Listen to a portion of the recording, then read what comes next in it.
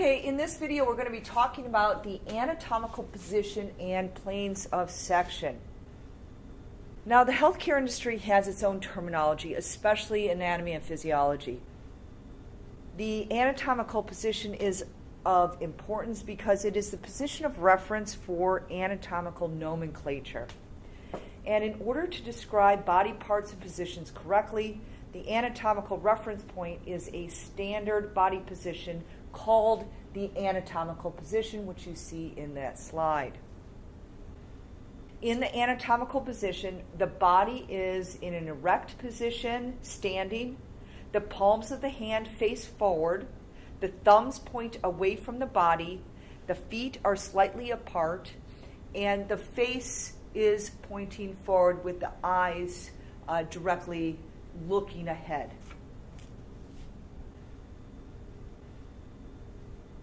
It is important to understand this anatomical position because most directional terms are going to be based off of it.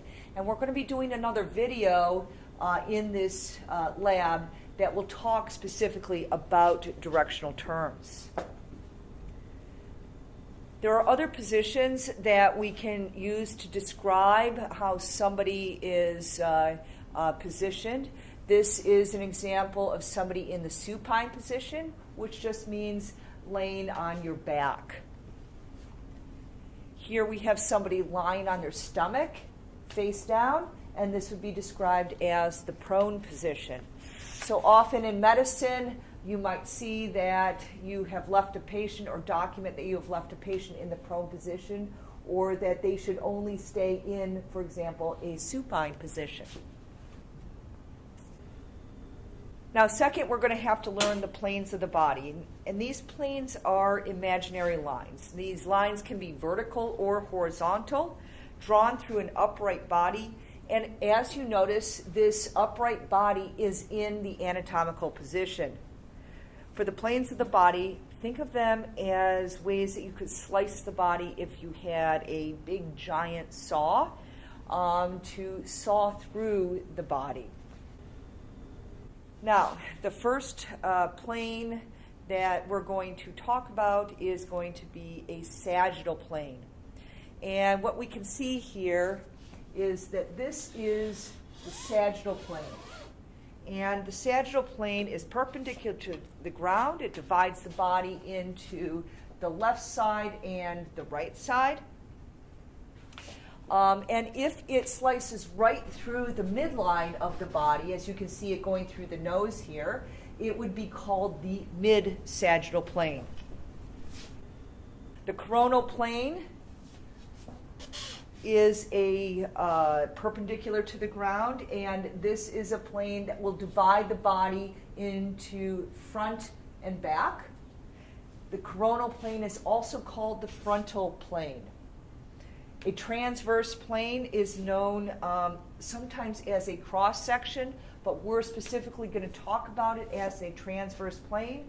It's going to divide the body into the cranial aspect and the caudal aspect, or the top half or the bottom half. Okay? So it separates the superior from the inferior. Now, what we're going to look at is a couple examples of how we use these planes in our anatomical descriptions. So what we have here is a sagittal plane, and you can see very clearly that this is cutting through the midline of the head, and we are looking at the sort of this lateral aspect of the skull. This is an example of the frontal or coronal plane. So we do this a lot in imaging studies.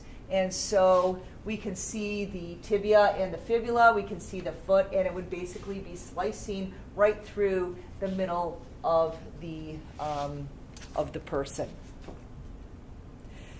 And just to give you an example of how you could see whether if something is coronal or if something is sagittal, we can look at these examples. And so in this case, this was similar to the last one. This is the heel. Here is the tibia, and here is the fibula, and the same thing over here. And these are frontal or coronal planes. Over here, This is slicing through that perpendicular plane of the body, right through the midline of the foot, and this is going to be the sagittal plane, which is what we see over here as well. The last plane of section is a transverse plane. Of course, this is the horizontal plane, and this is slicing right through the midline of the body. Just to orient you, in case you're not aware of it, over here we can see the body of the vertebrae, and over here is going to be, for example, maybe perhaps part of the stomach.